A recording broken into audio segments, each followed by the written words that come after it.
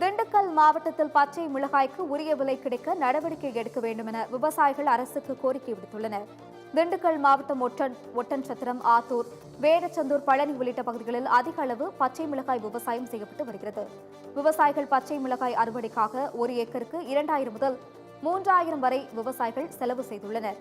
கடந்த வருடம் 70 ரூபாய் முதல் 80 ரூபாய் வரை பச்சை மிளகாய் விற்பனையான நிலையில் இந்த வருடம் கிலோ 20 ரூபாய்க்கு விற்பனையாவதால் செலவு செய்த தொகை கூட கிடைக்கவில்லை என விவசாயிகள் வேதனை தெரிவிக்கின்றனர்.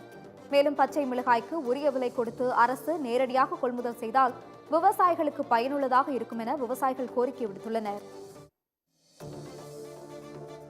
ஒட்டச்சத்திரம் பக்கத்துல இங்க ஒரு ஒரு ஏக்கருக்கு நம்ம பச்சை மிளகா நட்டுருக்குறோம். போன வருஷமெல்லாம் ரூ. 80 வரைக்கும் பச்சை மிளகாய் போச்சு. அதனால நட்டோம். இந்த வாட்டி பார்த்தீங்கன்னா 20, 25, 30 அதுக்குள்ளேயே முடிஞ்சிருது.